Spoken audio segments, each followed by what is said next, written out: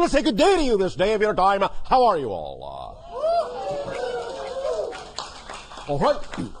First of all, once again, we thank each and every one of you for your participation in the co-creation of this interaction and allowing this transmission to occur. This day of your time, this transmission is part 2, as you call it, of a 3-part transmission. Last night of your time, in your time, moments ago to us, we spoke about the idea of 15 minutes and counting, wherein we described the idea of the plasticity of the neurological net of the brain, and how every thought, every idea, every feeling, every belief, every definition changes, literally changes the pathways, the neurological pathways of the brain, and how, in what we are about to transmit, the information therein can allow you more efficacy in taking those changes and forming those changes along certain vibrational lines to instill certain pathways that will become more superconductive and hyperconductive, to allow you to become a more refined antenna, to allow the brain to become a more refined receiver of the downloads from the higher mind, so that the physical mind, in having that brain rewired into a more receptive, more clearly receptive antenna, then the physical mind can take what it perceives as more representative of the vibration of the download from the higher mind, and you can be more in accord, more in alignment, more in agreement with the idea of the guidance of the higher mind. In understanding that it takes about 15 of your minutes from the beginning of the rewiring for that rewiring in the brain to go from a plastic state to once again a crystallized state and hardwire itself with the new information.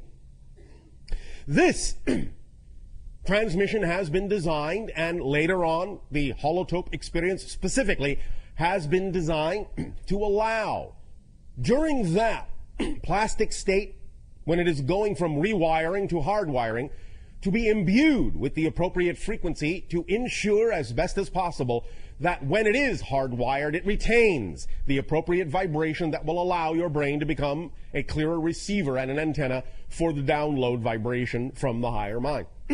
But before we get to that point, in our 3rd part of the transmission, we would now like to examine and explore with a kind of an X-ray approach the idea of what beliefs are, what it is you are specifically looking to change. And this is why we have entitled the idea Brick Walls and Beliefs, because we understand that very often when you have a belief and you wish to change it, you say you prefer to change it. Sometimes we know that many of you experience a great degree of difficulty in allowing that belief to change. So what we are going to examine today is the actual nature of, the actual structure of beliefs, so that perhaps by gaining some insight into the actual structure of the belief, you will understand how it is organized to perpetuate itself, and you will perhaps also gain greater understanding in understanding that how that organization works, and how you can, in a sense, break it down, how you can deal with the different components of the belief, how you can recognize the different tricks, in a sense, that negative beliefs have in their toolkit to perpetuate themselves and make it seem as if it is difficult or maybe even impossible to change that negative belief. The idea, first and foremost, as we have discussed before, of course, is that when you attach certain kinds of beliefs to your motivational mechanism, you are then automatically and immediately propelled in the direction of reinforcing that belief. And the idea of the motivational mechanism is, again, quite simplistic. You are always motivated by the same mechanism to do whatever it is you choose to do. Always, without exception. You only have, really, 2 basic motivations that are really simply different sides of one motivational mechanism. Your motivational mechanism is simply that you will always immediately move in the direction of what it is you perceive to be or define to be more pleasurable, you will always, always, always and immediately move away from what you define to be or perceive to be more painful. The key herein is the idea of what it is you define, what it is you believe, what it is you perceive to be pleasure and pain. Many of you say that you, in a sense, intellectually recognize what it is you prefer, and yet you do not necessarily understand why it is you do not choose it, why it is you do not always act on it. This comes down to the motivational mechanism and recognizing that if you had a positive belief system attached to that so-called preference, you would immediately choose it. And if you are not choosing it, if you are not behaving in that direction, if you are not acting on it, what that immediately tells you without exception is there must be a negative belief attached to your actual preference that is making you see it in a light that makes it not something you actually prefer to choose. So the important thing is to find out what belief you have attached to the idea of your so-called dream, your so-called preference, that makes it seem to be anything but your preference. And once you find out what belief that is that you have attached to that preference, you will know immediately why you are not choosing it.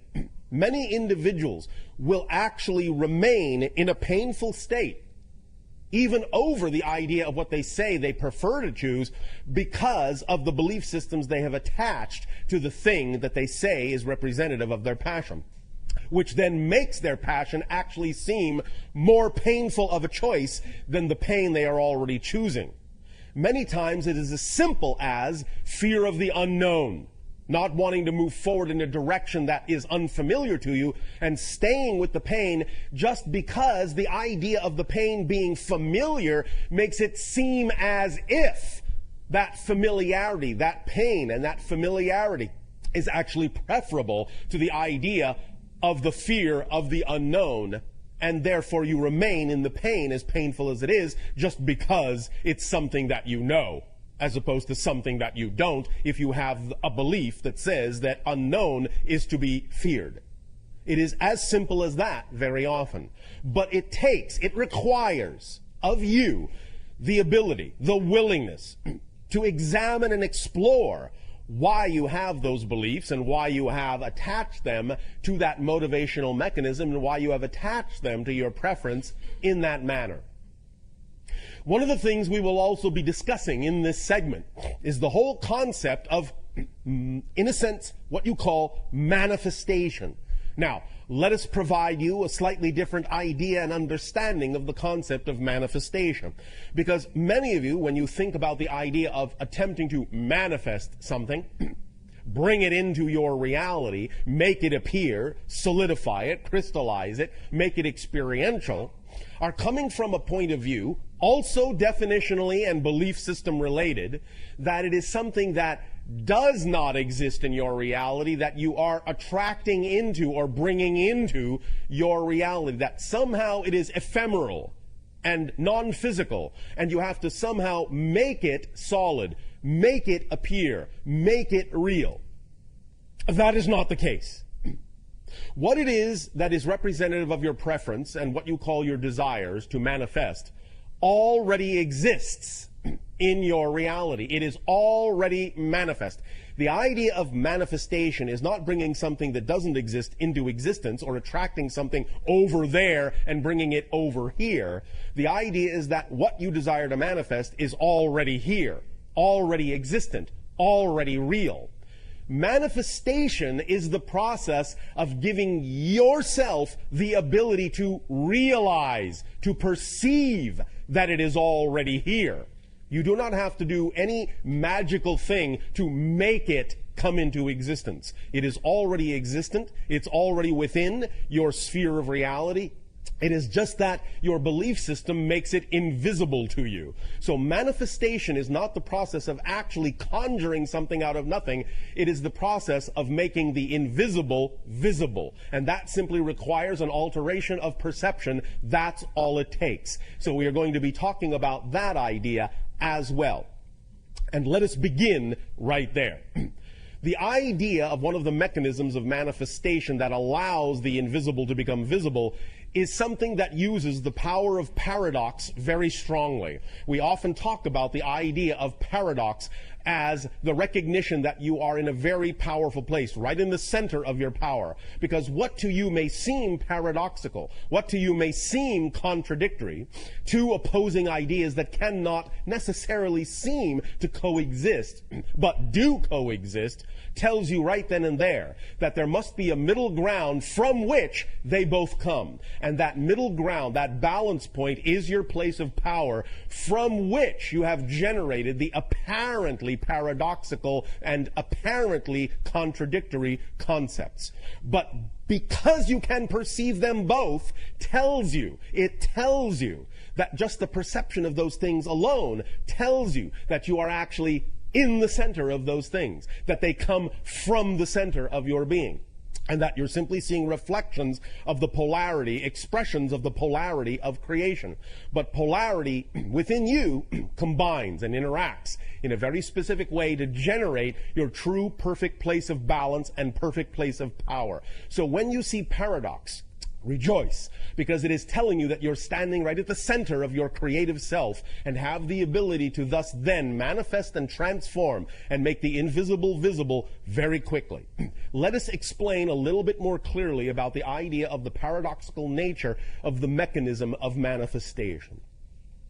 Many of you have been taught to think about the idea of manifestation as an issue of intention, and as an issue of focus, as an issue of concentration. And in a sense, this is accurate. However, a very important point is often left out, or at the very least, sometimes this point is spoken of independently, and so no connection is made to the idea as a whole concept.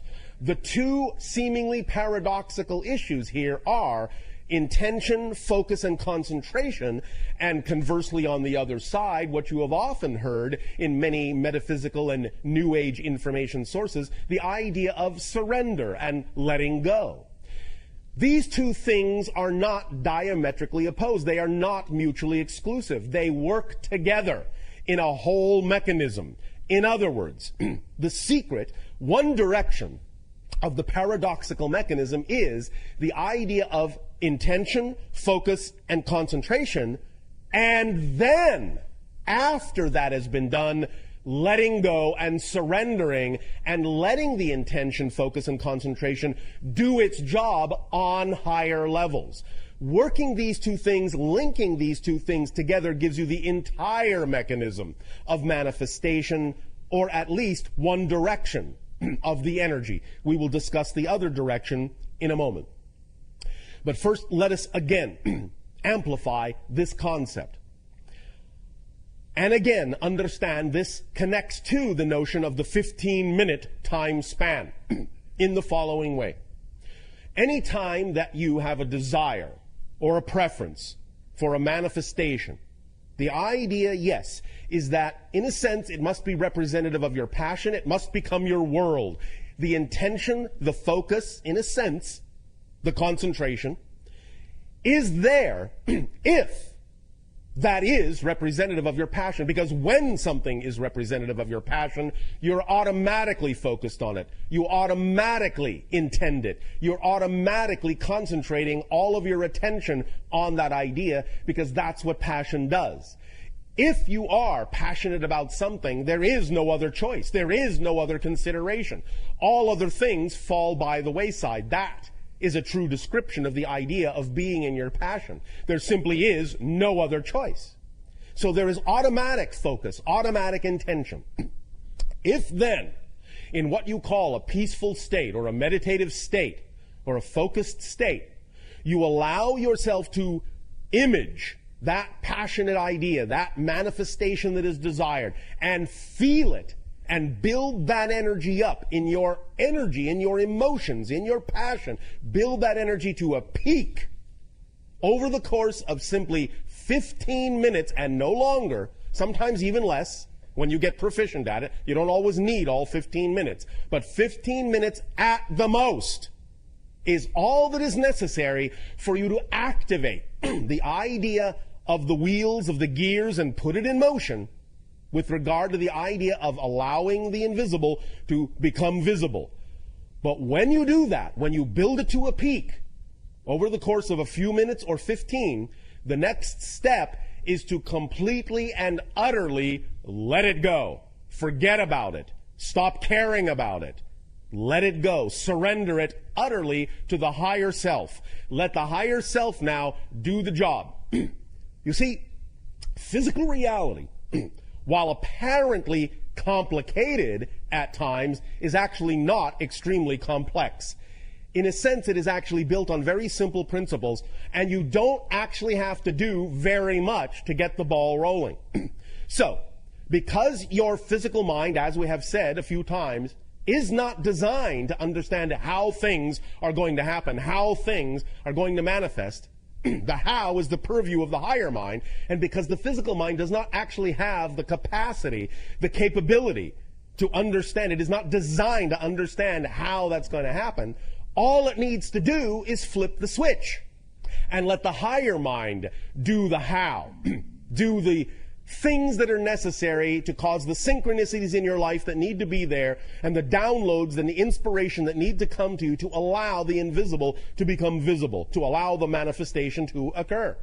So all you need to do is do it a little bit for no longer than 15 minutes, bring that up to a full peak of passion, a full peak of imagination, a full peak of visualization, however it is you wish to do it, with that intensity, that concentration, and that focus, and then utterly, utterly, utterly let it go. Now, we understand again that because of certain negative beliefs, many of you find it difficult to actually let it go.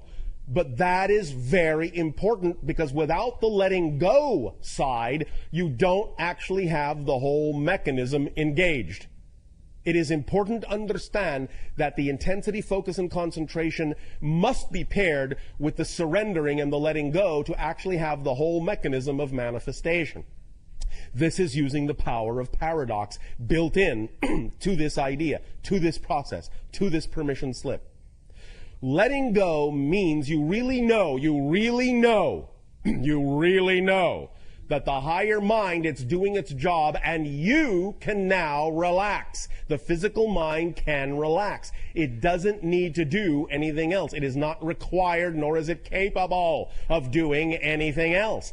So really, really, really, when you know this, you can allow your mind, your physical mind, to just let it go, knowing it is in good hands, in a sense, and get on about your day focusing on the next most exciting thing you are capable of taking action on. At the same time, again, you must be clear, as we already said, about your motivations to ensure that what it is you are focusing on, what it is you are surrendering to, is truly representative of your highest passion, instead of something that is simply being labeled as such to actually act as an avoidance of what your highest passion actually could be.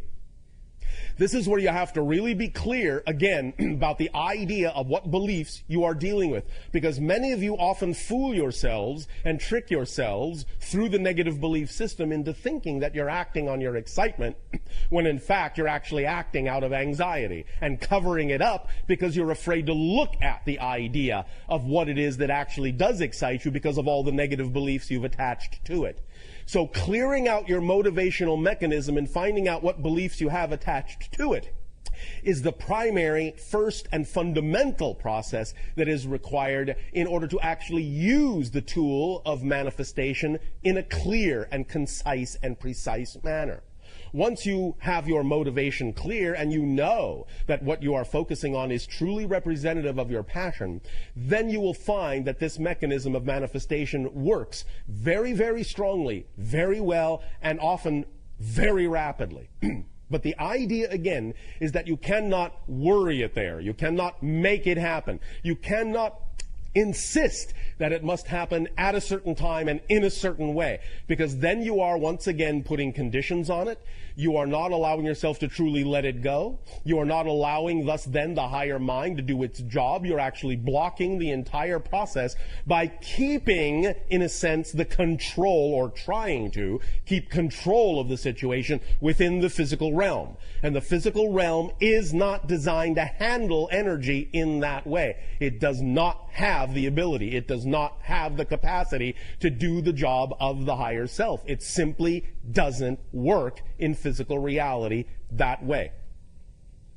It would be as if you dove down under the sea with your breathing apparatus, and then instead of allowing yourself to rise to the surface and taking your mask off, taking your breathing apparatus off, and taking a deep breath up there to go back into that realm, it is as if you are insisting, by trying to control it in physical reality, it is as if you are taking off your mask, taking off your breathing apparatus underwater, and inhaling, and wondering why you start choking, and wondering why you cannot see that far anymore, why things are suddenly murky and muddy, and why you are suddenly drowning.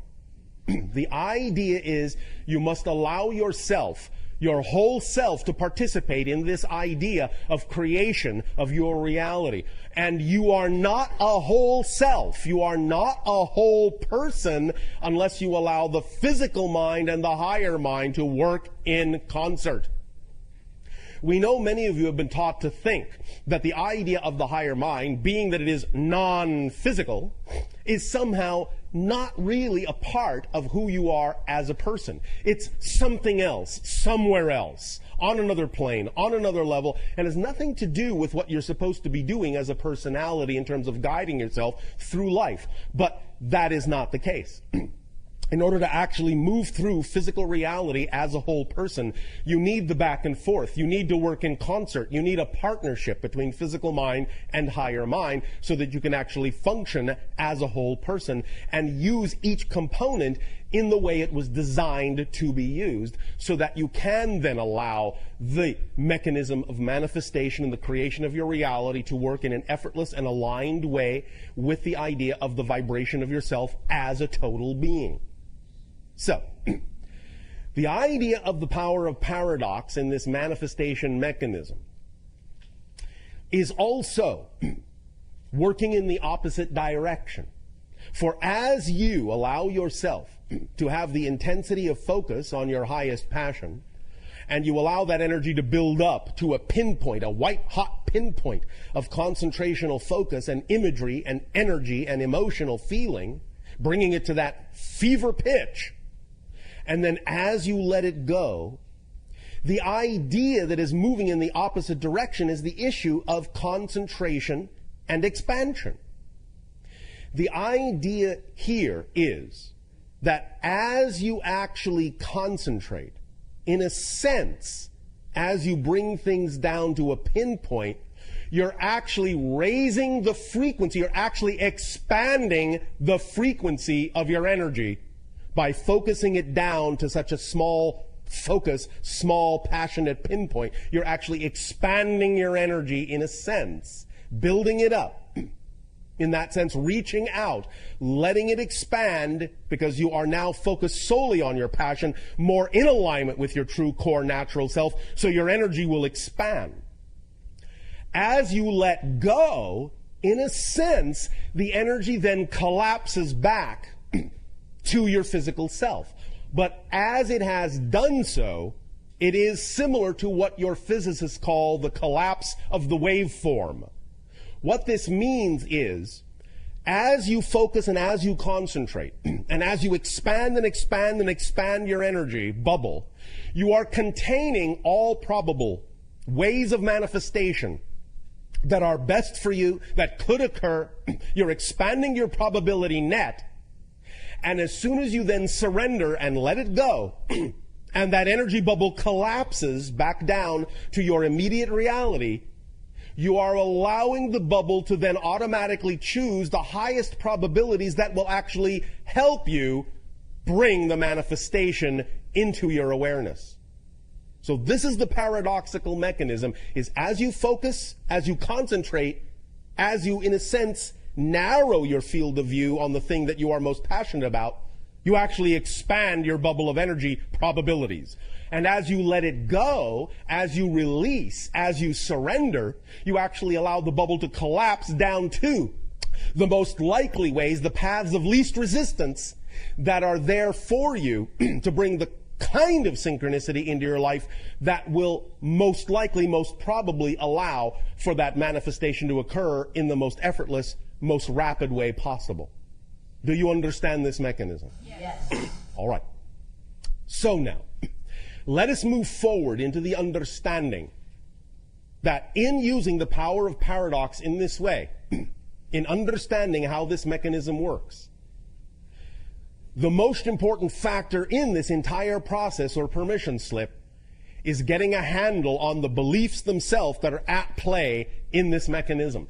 Because it is only the beliefs, it is only the definitions that will color these mechanisms. These mechanisms work automatically. They are neutral. You don't have to do anything special in a sense to make them work. They work for everyone. They work for everyone the same. Throughout creation, they work for everyone the same. It is just what is built in to the structure and nature of existence itself. Because existence is, in that sense, constantly the fluctuation of the polarities, the fluctuation of the paradoxes.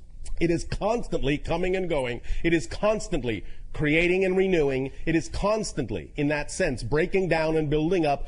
That mechanism is built in. It is the breathing in and the breathing out. It is the yin and the yang. It is always there. You don't have to do anything special to make the mechanism work for you. This is not about learning how to work the mechanism. This is about how to allow the mechanism to work in the clearest possible way, in the most aligned way with who you truly are, by clearing out the belief systems and the definitions that have nothing to do with you. The things you have inherited, the things you have had handed down to you, the things that come from other people that are not you. This is this. Right now, this idea of this structure, in understanding how beliefs are structured and thus then how they color your utilization or your ability to recognize the utilization of these mechanisms. Positive beliefs, as you may observe on the diagram, are by definition, in a sense, expansive. You have a positive belief. All beliefs, even positive beliefs, have a mechanism within them that are self-reinforcing, self-perpetuating. They have to, by definition. Otherwise, if they didn't, because beliefs really are ephemeral, if they didn't have a self-reinforcing component, you would not be able to actually have a sustained, perpetuated experiential reality in that belief. You would not be able to see the manifestation of that belief if they didn't constantly perpetuate themselves, because they are constantly being chosen. Second to second to second to second to second to second to second. It may seem as if, it may appear as if in the illusion of space-time, in the illusion you create of continuity in space-time, it may seem as if once you have chosen a belief and it perpetuates itself, it may seem as if it is the exact same belief just rolling along and rolling along and rolling along. But that's not exactly what's happening. The idea of the perpetuation of the belief, the idea of the inertia and the momentum, is simply that the perpetuation mechanism is designed in such a way as to inspire you, shall we say, to continue to choose the same belief again in the next moment. Because in the next moment, it is a whole new reality. You actually have to keep choosing the belief every single nanosecond in order to actually have an experience of ongoing perpetuation. So the idea of the self-perpetuating mechanism in a belief is not that it simply has an automatic momentum that carries it through space-time. It is that it has an automatic perpetuation mechanism that seems to make it, that makes it seem like the thing to keep choosing over and over and over and over and over again. Because as you do that, you are actually creating a new reality, new reality, new reality, new reality, new reality. But if you are, in a sense, buying into the perpetuation mechanism of that belief, positive or negative, then what you're doing is creating a completely new reality every moment that looks very much like the reality you created a moment ago. And as you keep creating similar realities, you thus create the illusion of continuity, that it is the same reality and only changing slightly, instead of understanding that it is a completely different reality that has changed completely, except you are making it seem as if it hasn't by simply allowing yourself to buy into the rationale of the perpetuation mechanism that says that that belief must be recreated again and again and again and again and again and again and again. Now, when it is a positive belief, obviously this is representative of alignment with your true natural core self, and you don't mind that it is, in a sense, inspiring you to recreate it again and again and again and again. But where you have your difficulty is when you don't understand why you are recreating the negative beliefs that you say you don't prefer again and again and again and again. As you can see from the diagram, and even though this is an oversimplification, it will do to illustrate the point, because of the nature of positive beliefs being integrative in that sense, they are, in a sense, more simply structured. They don't need to be complicated. They don't need to be, in that sense, very diverse, because that is in alignment with your true natural vibration. Therefore, they are very simply structured. However, negative beliefs, because negative energy is that which dissociates, segregates, compartmentalizes, rigidizes, separates, needs a larger bag of tricks to sustain itself. Thus, it will go from the fluid, ever-expanding positive structure, the simplistic, expanding circular structure, in a sense, euphemistically, to the rigidized, crystallized, and non-expanding structure that will thus then contain several compartments and several bags of tricks that it uses to reinforce itself, to make it seem like the thing to keep choosing over and over and over again. And here is where the X-ray vision comes in very importantly. You have to recognize what those tricks are, and thus then by recognizing them, by identifying them, catch yourself, so that you are not then simply succumbing to the rationale that you have to keep creating and choosing to create in every new reality that belief over and over and over and over and over and over again. Let us examine some of these ideas. One of the first differences that becomes evident between the positive and negative belief system, the positive and negative definition, is that while certainly even the belief contains this perpetuation mechanism, it also always brings with it the freedom to choose. It always allows you the ability to know you can change the belief.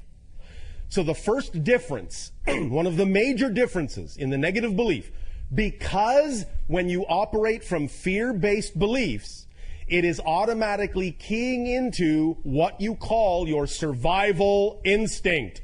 In other words, fear-based beliefs lock into your survival instinct, your physical survival instinct, in such a manner as to first perpetuate the idea that if you don't follow this belief, if you don't perpetuate this belief, you will die. So it relies heavily on tricking you into believing that if you change that belief, there will be nothing left of you, that the belief is all-consuming, that the belief is all representative of your true self, and that if you change it, what you're doing is committing suicide.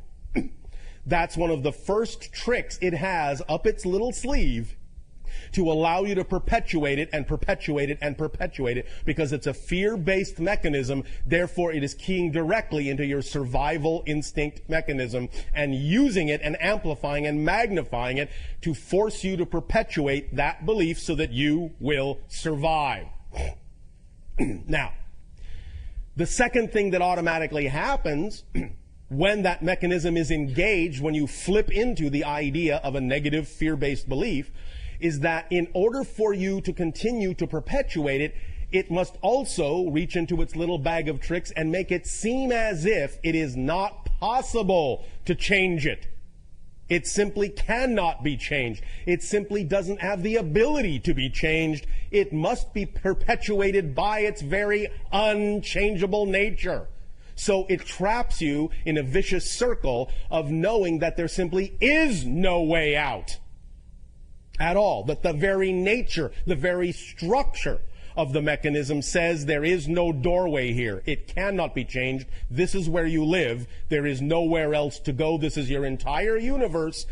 It is eternal. It cannot change. But it also recognizes that it is fighting against, and I'm going to just use this terminology for now, it is fighting against a perpetual, non-ending, relentless stream of information from the higher mind attempting to reach your core being through this mechanism. Because the higher mind, the positive beliefs, and the higher mind are always sending information, always sending light, always sending guidance to guide you back to your natural self. Always.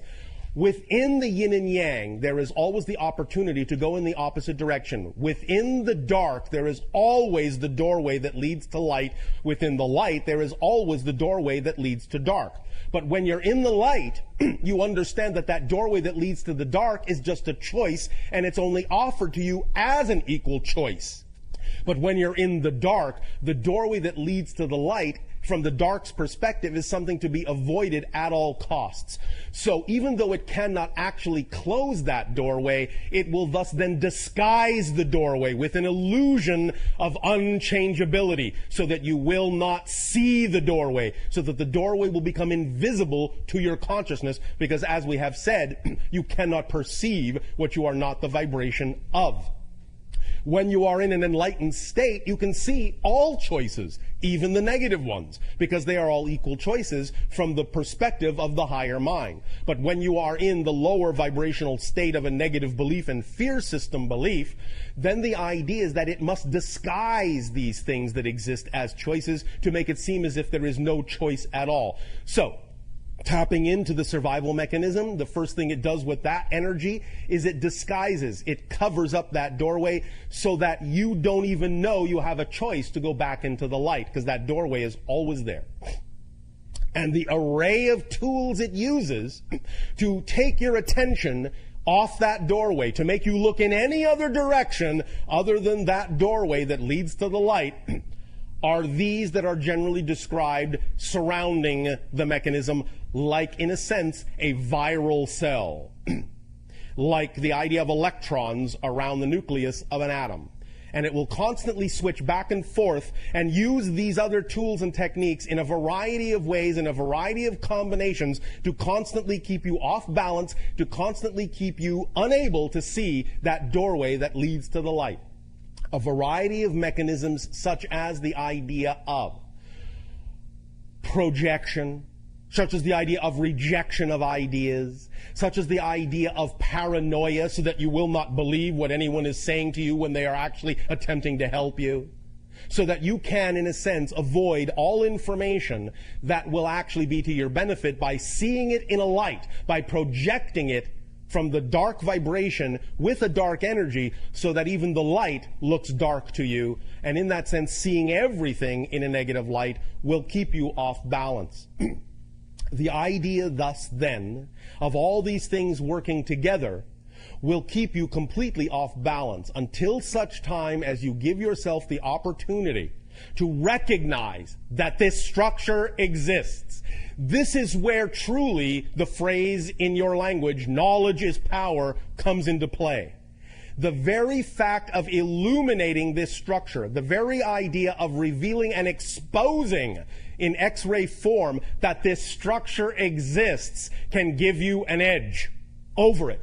Because once you've identified the structure, once you have identified the negative belief, once it becomes transparent to you and you understand what all the tricks are, something happens to that structure. You gain a perspective by being able to actually see it in front of your face, by actually having a diagram go through your eyes into your brain and start rewiring in your brain the recognition of the structure. The structure suddenly becomes illogical and nonsensical. You start to see your relative position to the structure and its relative position to you. You start seeing it as nothing but an illusion, nothing but a filter, nothing but a template overlaying the idea of your true self. And you start seeing the idea of you bouncing around in all these little crystalline rooms and being, in a sense, fooled and tricked into believing all the things that it is attempting to get you to believe, to perpetuate itself from moment to moment to moment to moment to moment. Our personal favorite trick of negative belief is the one you see called reward. This is one of its most insidious little tricks. Negative beliefs will actually use positive reinforcement to reward you for buying into the negative belief, so that you will then only recognize it as the thing to do. This is where it uses the motivational mechanism. This is where it attaches an apparently rewarding result to having chosen the negative path, and makes you feel good about yourself and makes you feel safe and protected for having chosen the safer path, which is only another way of saying the negative belief in this case. So in recognizing that it does this, that it uses all these tricks, you can begin to really examine each and every one of these. And the way to use this template is to take specific negative belief ideas, by examining them in ways that we have discussed before, by finding out what that belief is, such as, for example, I am unloved.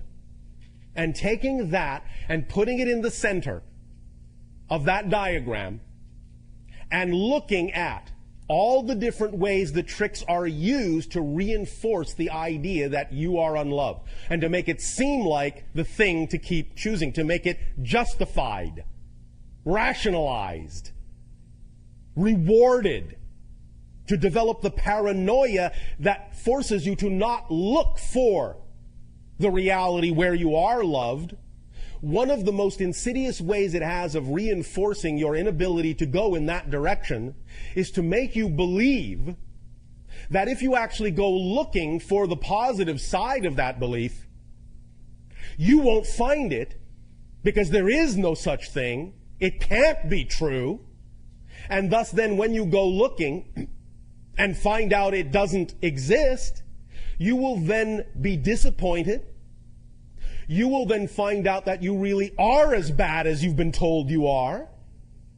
And so to avoid that reinforcement of the negative self at all costs, you will simply stay within the negative self. Look at how insidious that is.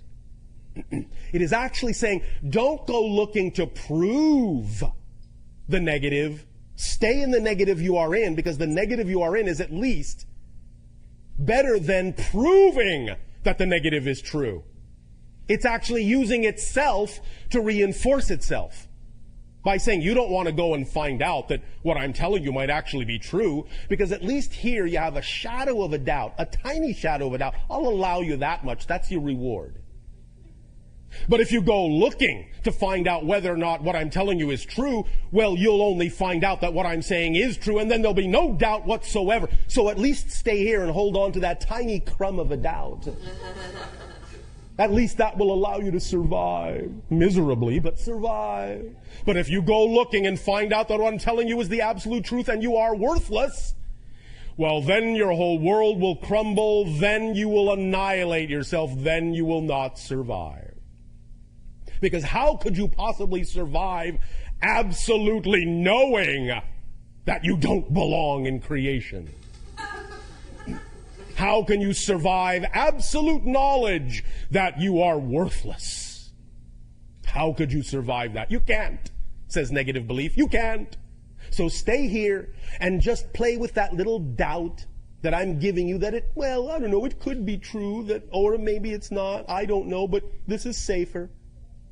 At least here I'm alive, as miserable as I am, so I'll keep perpetuating this, and I'll bring the doubt with me, and I'll keep wondering, could it possibly be true that I'm really this worthless? Maybe I'm not. Oh, but if you go looking, you might find out that you are. Okay, I'll stay here. Again and again and again and again and again and again and again and again and again and again and again. But now, allowing your higher mind through our reflection to you to see the diagram of the tricks it is using to create these scenarios, to create the illusion that you must perpetuate the negative belief. This diagram will now begin to imprint itself in your neurological net just by looking at it. And when we do the holotope experience, the 15-minute meditation later, we will burn that image into your neurological framework, right into your template, so that from this point forward, you will not be able to forget that this bag of tricks is being used on you when you succumb to a negative belief. And that will give you an edge, just enough of an edge, so that when you find yourself falling into a negative belief and perpetuating it, and going, oh, poor me, this is my lot in life, I will never escape this, there is no way out, it's not changeable, what you're saying to me is not true, you are my enemy by telling me I am loved, then you will remember this template and suddenly go, oh, wait a minute, something's breaking through. I'm getting a whisper, I'm getting an echo from the higher self that this might just be a trick. You'll start remembering that the bag of tricks is being used on you, and suddenly you will realize the fallacy, the folly, the illogic of it, the nonsensicalness of it. You will recognize that it is just a belief like any other belief, that you don't have to believe what it is telling you, that you can believe what you prefer, you can switch over to the positive frame of reference, that you have freedom, that you have choice, that you have inspiration, that you have growth, that you have positive synchronicity instead of negative synchronicity, that you can expand instead of contract. And you can start to see through the illusion that the negative belief is desperately trying to get you to believe, because it is basing that desperation on the idea that if you let that negative belief go, you will die along with it. The idea, however, to also further understand is that that is also a fallacy. The negative belief will actually never die. It will simply become equalized as one of the many infinite choices you have to choose from. And you will see it that way from the positive side, from the positive perspective, that yes, that belief is still there. I could still choose that negative belief. But now that it is simply equal to any other choice, I prefer not to. I prefer this instead. So it will not really die, but it will do everything in its power to convince you that if you change your belief, you will annihilate that belief. And since that belief is all you are, you will annihilate yourself. You will be committing suicide by letting that belief go. And you will not find anything to replace it, because there is nothing to replace it. And you will wind up in emptiness, in a void, alone, miserable, forever and ever. Amen.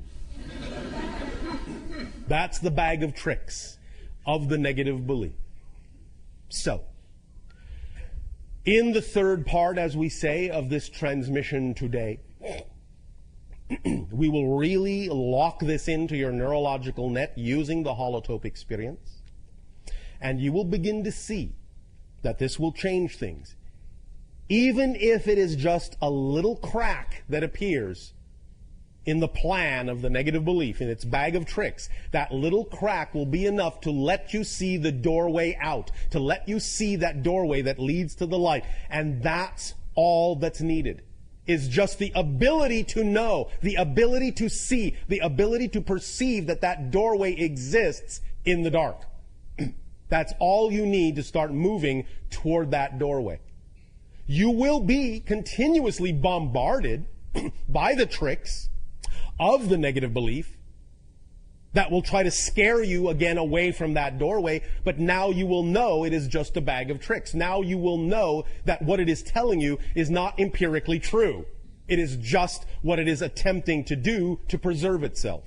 So as you get closer and closer and closer to that doorway, believe me, it will put up one hell of a fight.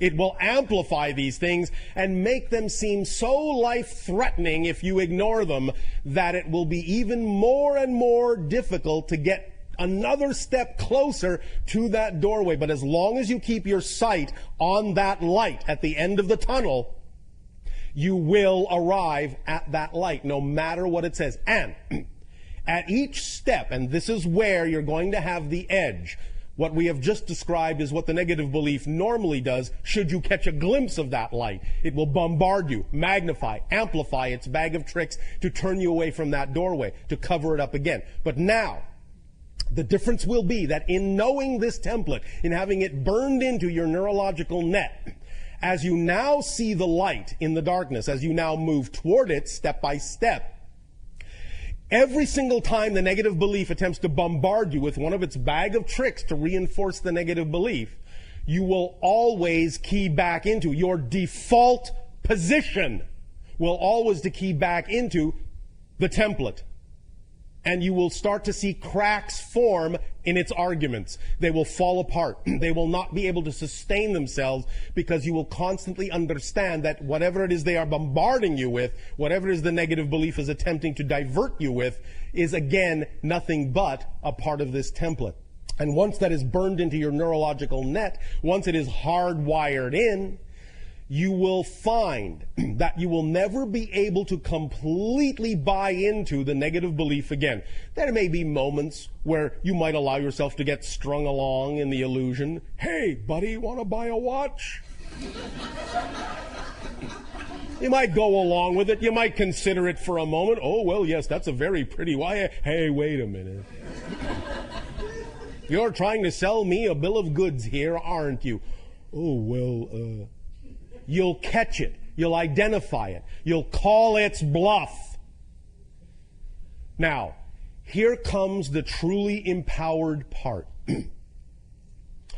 Once this template is burned in, once you always go to the default position that you cannot get away from recognizing that these negative feelings, these negative ideas are nothing but a bag of tricks, once you call its bluff, here's the really important part.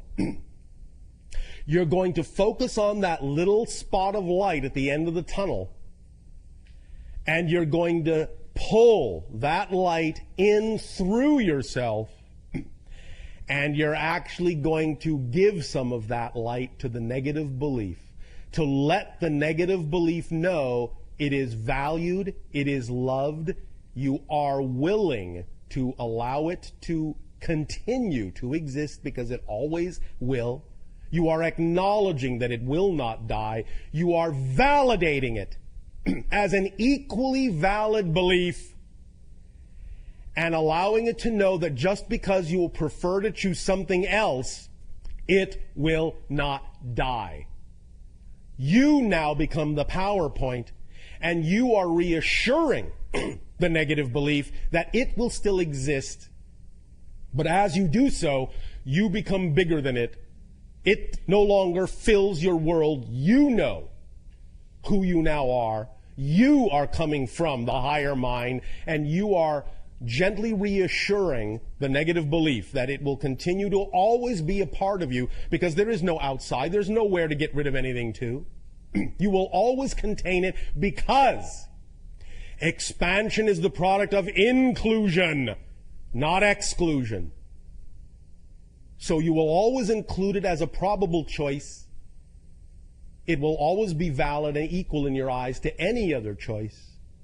And you get the freedom to choose what you will manifest and what you will experience, even as you are validating the negative belief as equally valid as a choice within your entire reality.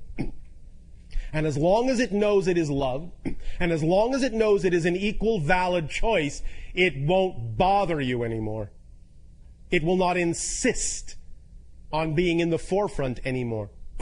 Because once everything is an equal choice, it is bathed in the light and the vibrational love of creation equally, and that is an overwhelming supportive feeling that will allow it to simply remain quiescent, satisfied, happy, joyful, in love with itself and you and all that is.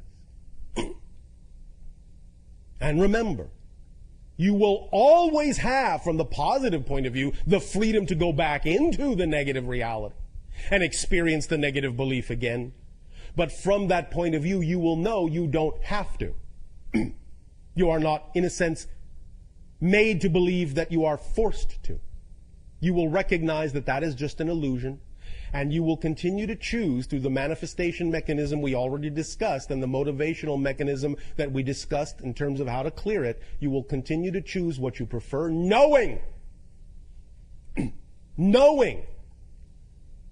that the ideas the negative belief attempted to trick you into believing are not empirically true.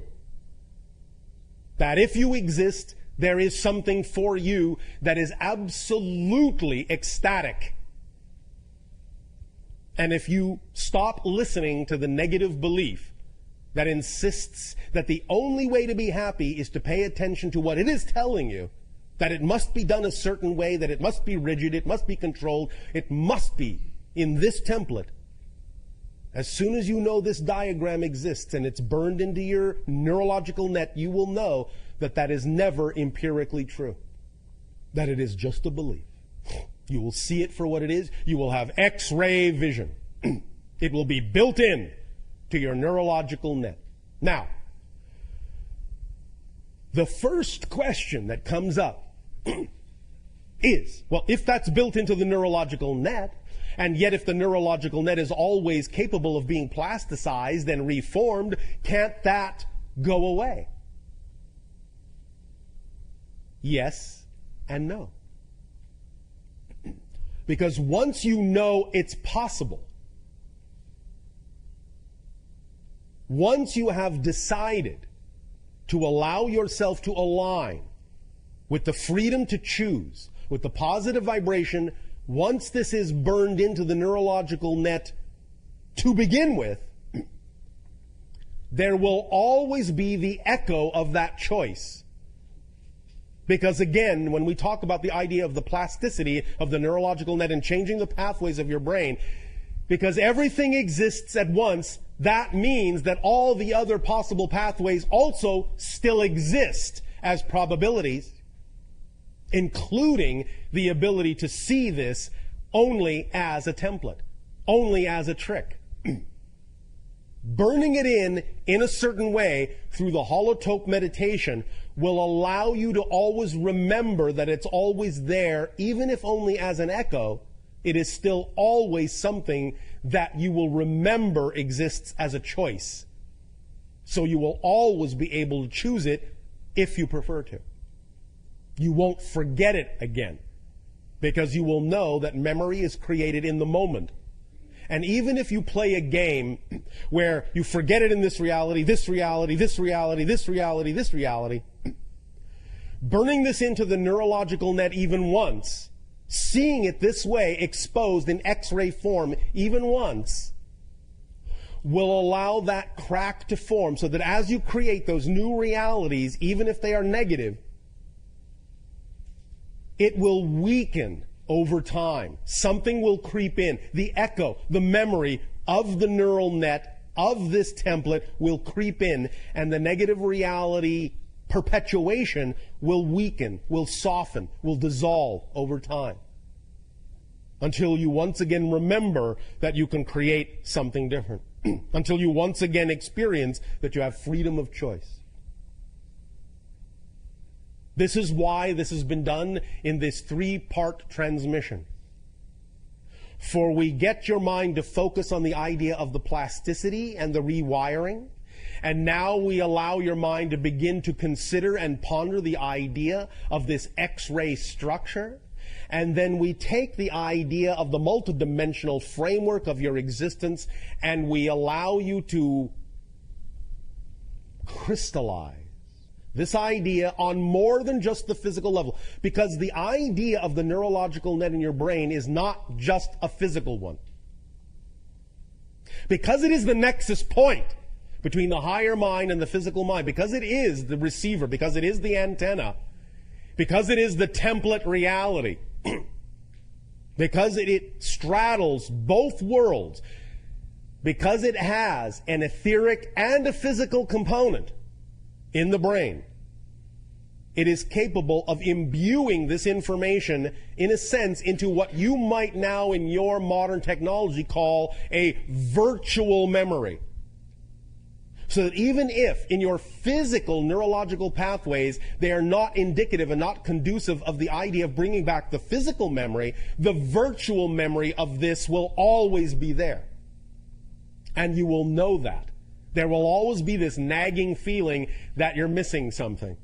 Even when you're caught up in the negative reality for a moment, there will always be this nagging feeling, this little crack through which that higher mind's virtual memory will come through the template and imbue you with at least the nagging feeling that something else is there. There's another choice to be made. This isn't all of it. This isn't it.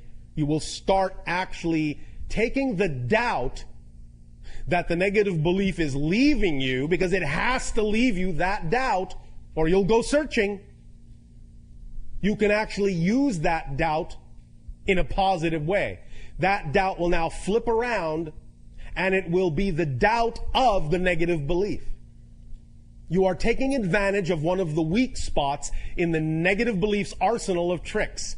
It has to leave the doubt factor, or you'll go looking for something else and find out that what it was telling you was not necessarily true. It has to leave that doubt factor so you won't go looking. So you can take advantage of that. That's the little doorway. That's the little crack through which now this positive energy will leak and turn the doubt against, in a sense, the negative belief. Turn it in the direction of the positive door, the light that exists in the darkness. Does that make sense to you? Yes. All right. We will thank you for the co-creation of this particular phase of the transmission. We invite you now to explore with us, if you wish, through question, these ideas and how to apply them in any way, shape, or form that seems of value to you.